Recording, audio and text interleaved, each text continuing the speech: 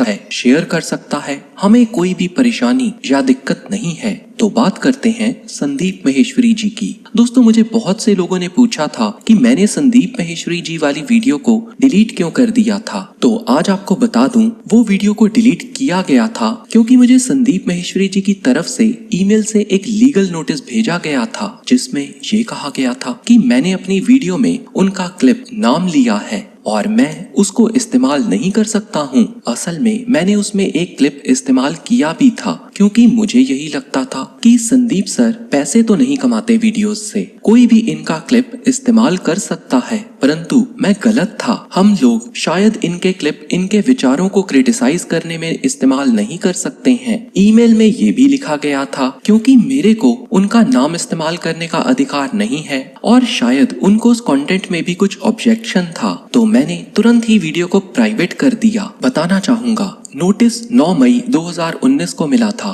Video private कुछ second बाद ही कर दिया गया था और मैंने ईमेल करके उनसे पूछा कि वीडियो के किस हिस्से में ऑब्जेक्शन है। तो मुझे रिप्लाई आया था कि पूरी की पूरी वीडियो पर ही उनको ऑब्जेक्शन है। तो मैं आगे बात करना नहीं चाहता था। वीडियो प्राइवेट करके बात को वहीं पर समाप्त कर दिया गया। वीडियो प्राइवेट का मतलब था वीडियो चैनल पर तो रहेगी, परंतु मेरे सिवा कोई भी उसको देख नहीं सकता था। पहले उनको भी ये ठीक लगा, पर पता नहीं फिर क्या हुआ। 10 सितंबर 2019 को एक कॉपीराइट स्ट्राइक भेजा गया संदीप माहेश्वरी जी की तरफ से, जिसमें लिखा था कि मैं वीडियो को हटा दूं। YouTube ने इस कॉपीराइट स्ट्राइक को माना ही नहीं क्योंकि जो वीडियो क्लिप इस्तेमाल किया गया था वो बहुत ही छोटा था, केवल 15 सेकंड का। परंतु फिर भी मैंने वीडियो को हटा दिया। हमारा संविधान हमें किसी का क्रिटिसिज्म करने का अधिकार देता है और जो संस्कृत भाषा को लेकर अब संदीप जी ने जो कहा है, आज उससे पूरा देश आहत है। अब मेरा कोई भी लीगल डिपार्टमेंट तो नहीं है, एक छोटा सा YouTube चैनल है। इसी कारण उस समय मैंने वीडियो को डिलीट कर दिया था। उस समय भी मैंने वीडियो में केवल कुछ प्रश्न पूछे थे और क्रिटिसिज्म किसी व्यक्ति का,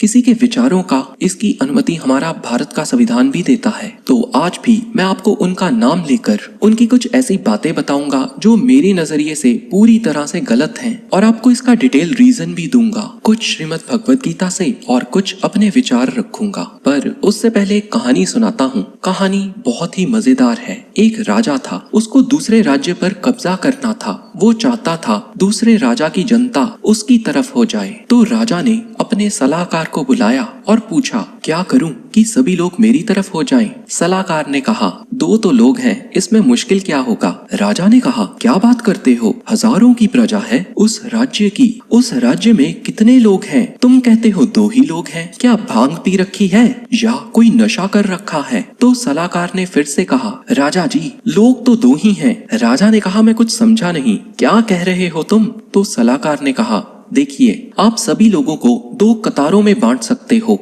नाम और पैसा। एक आम आदमी केवल इन दोनों के लिए ही काम करता है। जो पैसों से ना खरीदा जा सके उसको अच्छा नाम, ओहदा दे दो और बाकियों को पैसा, बस। और जिसको इन दोनों का कोई भी फर्क ना पड़े वो हुआ सच्चा सन्यासी। तो अब ये तो सत्य है कि मैं अपनी वीडियो से पैसे कमाता हूँ और इससे मेरा घर का खर्चा भी चलता है और नाम मेरा ज्यादातर लोग नहीं जानते। तो अब बात करते हैं संदीप जी की स्टेटमेंट, सबसे बड़ा रोग क्या कहेंगे लोग। अब सोचो, इस स्टेटमेंट में जरा सी भी सच्चाई होती तो मेरे को मानहानि के दावा का लीगल नोटिस भेजने की जरूरत ही क्या थी। तो ये बात तो अपनी संदीप जी ने स्वयं ही फॉलो नहीं करी। और खुद सोचो, क्या बिजनेस में आपको कोई भी कुछ कह दे वो चलेगा? नहीं जी, बिजनेस में भी नाम मैटर करता है। बदनाम हुए तो नाम ना होगा। ये बात लफंडरगिरी में तो चलेगी परंतु व्यापार में कभी नहीं चल सकती। चलो अब एक जोक सुनाता हूँ। एक व्यक्ति था जो बातें बड़ी बड़ी हाँकता था, सबसे कहता कि मैं तुम्हारी चरणों की धूल के बराबर हूँ। अब ये बात सुनकर सब कहते, अरे नहीं, आप तो महान हो। एक दिन एक नटखट व्यक्ति इसके सामने आया तो इसको भी इसी ने कहा, मैं तो तुम्हारे चरणों के धूल के बराबर हूँ। इस नटखट व्यक्ति ने कह दिया, हाँ बिल्कुल सच कहा, ये तो सच है। इसने कहा, क्या कह रहे हो, मैं तुम्हारी चरणों के धूल के बराबर कब हुआ? तो नटखट व्यक्ति ने कहा, मैंने कब कहा? मैंने तो कहा आप सच कह रहे हो। जो तुमने कहा मैंने उसको सच माना, बस। दूसरे नहीं मानते थे, मैंने सच मान लिया और तुम आग बबूला हो गए। असल में हमें लगता है कि जितने भी सफल लोग हैं, अमीर हैं, बिजनेस करके उन्होंने अच्छा खासा पैसा कमाया, हम लोग भी उनके सेशन लगाकर उन जैसे सफल हो जाएंगे। ऐसे ही दावे कुछ मोटिवेशनल स्पीकर्स भी करते हैं कि मैंने जो भी किया तुम्हें सिखा दूंगा। अब संदीप सर ने पहले लॉ ऑफ अट्रैक्शन की खूब बड़ाई की, खुद कहा कि लॉ ऑफ अट्रैक्शन एकदम सही है, परंतु फिर कुछ दिनों बाद उनको बोध हो गया कि लॉ ऑफ अट्रैक्शन पूरी तरह से गलत है। अब इस बीच में एक चीज तो स्पष्ट हो गई,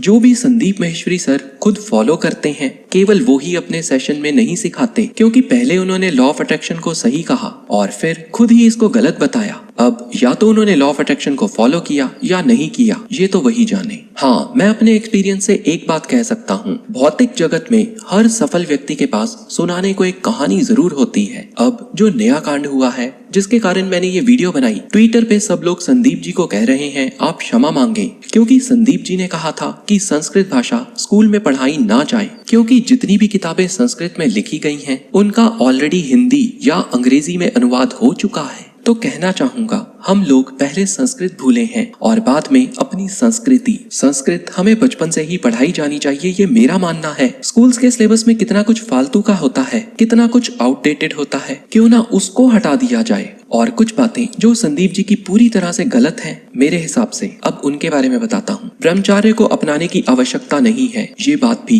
गीता के विरुद्ध है। आजीवन पश्चिमी देशों में भी नो फैप का कॉन्सेप्ट अपनाया जा रहा है, यानी कि पश्चिम देश भी आज हमारे ब्रह्मचार्य को अपना रहे हैं। संदीप जी कहते हैं पिछले जन्मों के कर्मों के फल, ये सब बेकार की बात है। जो व्यक्ति खुद गीता पर वीडियोस बनाता है वो ये कैसे कह सकता है, क्योंकि गीता में तो पिछले जन्मों के कर्मों के फल की बात कही है। इसके अलावा संदीप जी ने कोरोना पर भी कहा था टेस्टिंग कम कर दो। सच ये है जितने भी देशों ने विजय पाया है कोरोना पर, वो केवल टेस्टिंग को बढ़ाकर ही पाया है। बाद में उन्होंने ये वीडियो डिलीट कर दी थी। तो इस वीडियो को बनाने का मकसद ये बताना है कि मेरे विचार कैसे संदीप जी से बिल्कुल भिन्न है, और अगर आगे मुझे कोई संदीप जी से नोटिस आता है तो हो सकता है मैं एक फेस कैम वीडियो बनाकर आप सबको उसके बारे में बता दूं, क्योंकि एनिमेशन वगैरह बताने में समय लग जाता है, या हो सकता है आपको कम्युनिटी टैब पर ही बता दूं। धन्यवाद।